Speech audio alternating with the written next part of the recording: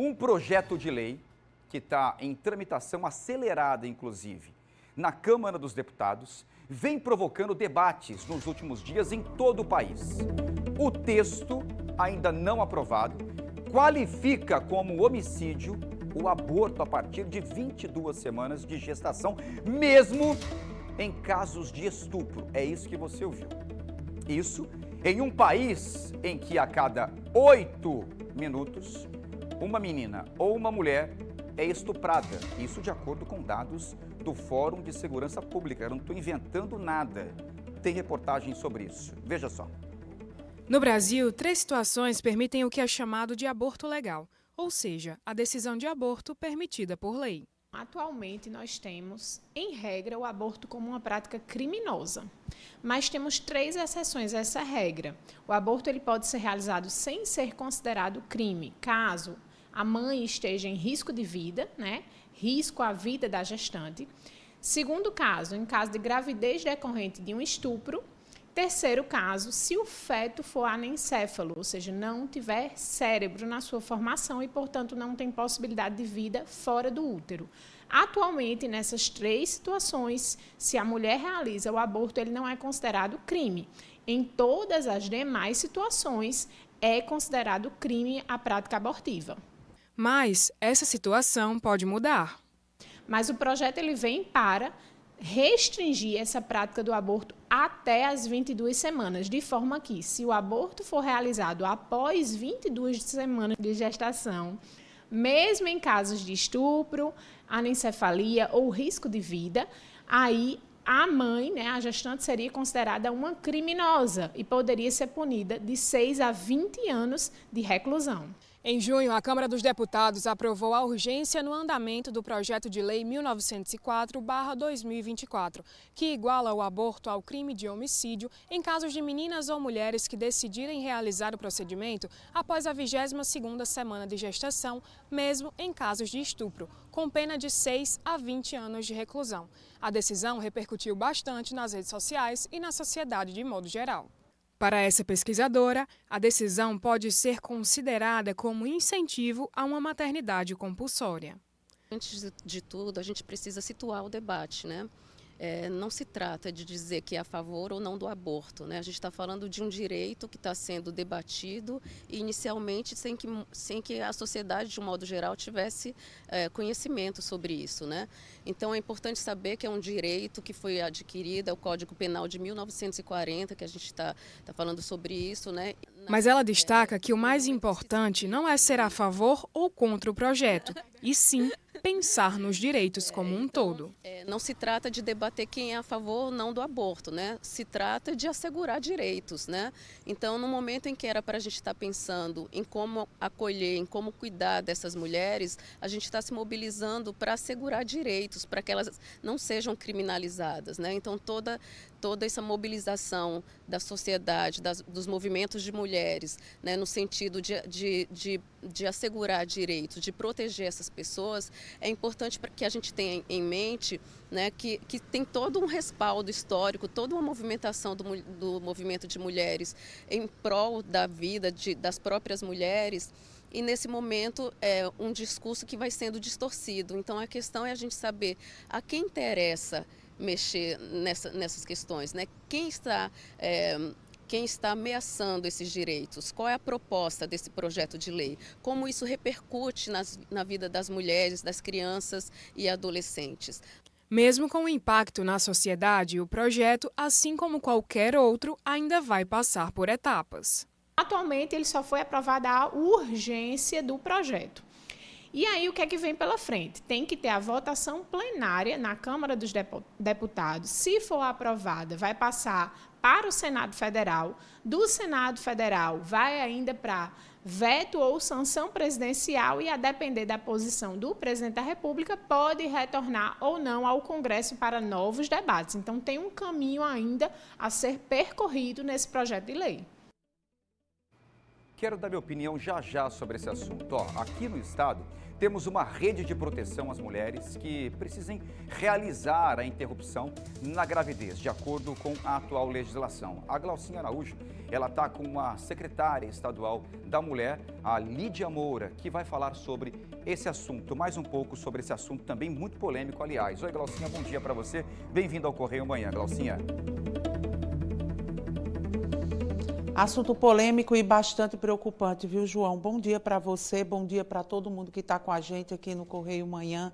A gente, enquanto aguarda essa lei aí, ela ser analisada, tudo direitinho lá no Congresso, a gente vai conversar sobre as medidas que são tomadas agora para as mulheres que precisam abortar, porque existe uma lei que permite que essas mulheres elas possam fazer o aborto. Por isso é que a gente veio conversar com a secretária da Mulher, Lídia Moura. Secretária, quando é que a mulher pode fazer o aborto aqui no Brasil? Bom dia. Bom dia.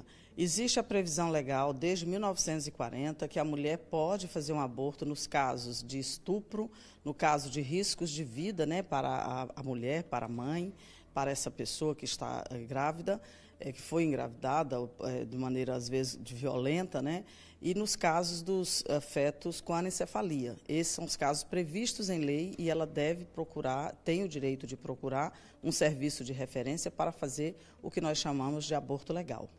E agora, quando essas mulheres, como elas têm esse direito, aonde é que elas procuram esses atendimentos? Olha, é importante destacarmos que as meninas e mulheres com idade menor de 18 anos devem, quando acontecer o fato de uma violência sexual, ela deve comunicar ao Conselho Tutelar, o responsável, a responsável, mas deve procurar uma unidade de saúde dessas referências. No caso da mulher acima de 18 anos, ela deve procurar uma delegacia especializada, preferencialmente, ou não havendo uma outra delegacia, que haverá os encaminhamentos todos. E deve procurar essas unidades de saúde. Aqui em João Pessoa, por exemplo, Cândida Vargas, Frei Damião, a unidade 2, no caso das crianças, o Arlinda Marques. Nós temos pelo Estado vários serviços de referência, em Campina Grande é o ISEA, em Cajazeiras é o Regional. Então, nós temos aí uma série de serviços, a pessoa deve procurar o regional do seu município, do polo, que são as cidades polo que tem mais,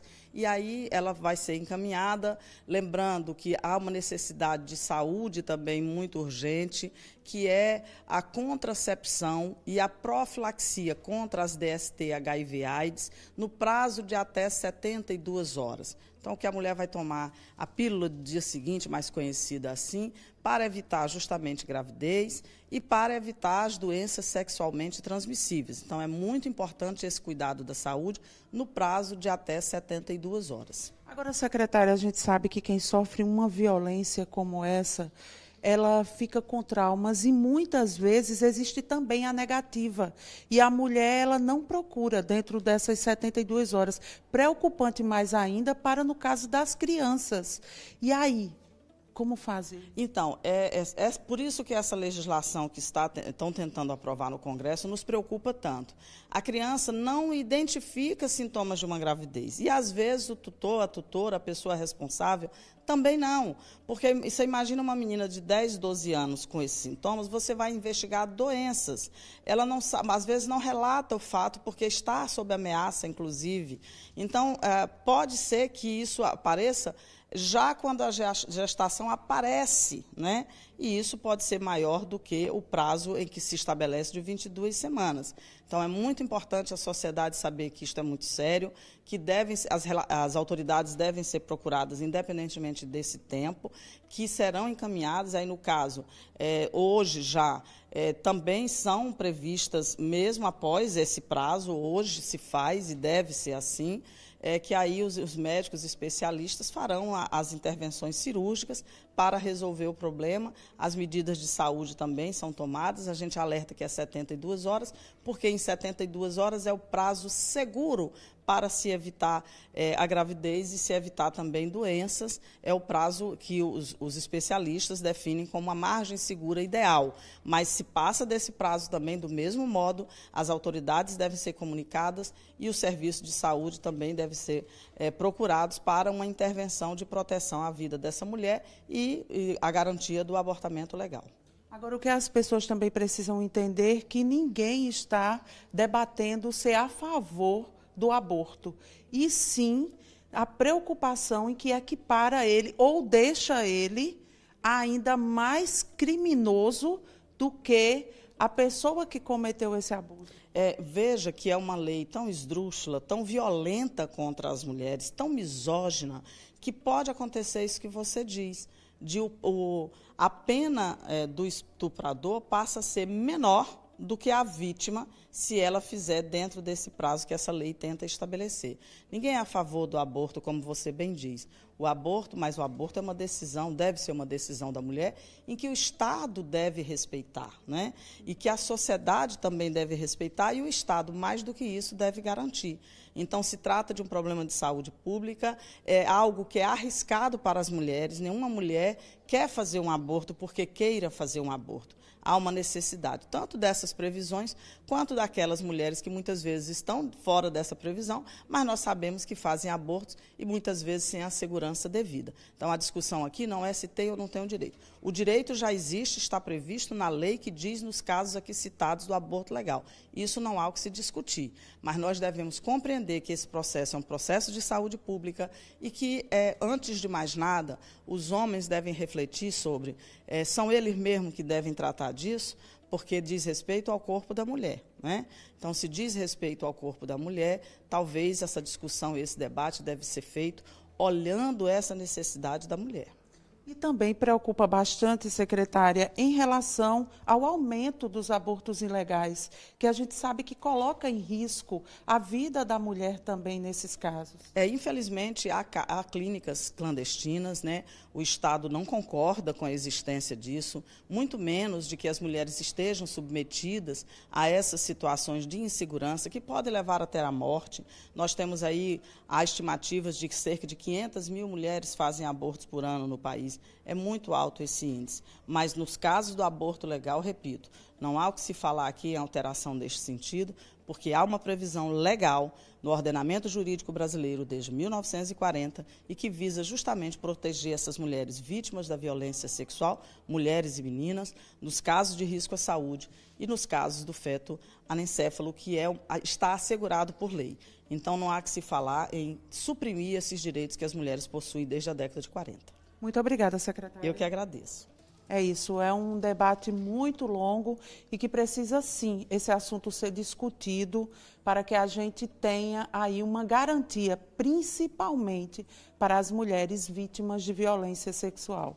Eu volto com você, João. Glaucinha, obrigado pelas explicações, agradeço à secretária. A secretária, ela reforçou o que eu disse ontem aqui no Correio Manhã e fui criticado por algumas pessoas na rede social. O que eu falei do país burocrático. A secretária acabou de dizer agora, num país tão burocrático, o que vai ter de mulher condenada, porque até a gravidez ser confirmada, a pessoa fazer a comunicação do crime, toda a burocracia, as 22 semanas já passaram. Aí a mulher vai ser criminalizada, né? E um crime ainda maior do que uma condenação maior do que aquela praticada ali pelo estuprador, no caso. Pensa, e pensar também que aqui no Brasil, a cada 8 minutos, uma mulher, uma criança ou uma mulher é vítima de estupro, né? Não é para um debate desse ter vindo à tona, nem a pau, nem de brincadeira. Agora, foi o que a secretária falou, o corpo não é da mulher, então deixa ela decidir. A mulher decide o que fazer com o corpo dela, e não homens, homens que eu digo, e não leis, né, feitas por homens do sexo masculino, é isso que eu estou dizendo. Deixa a mulher decidir o que ela quer fazer com o próprio corpo. E ponto, acabou.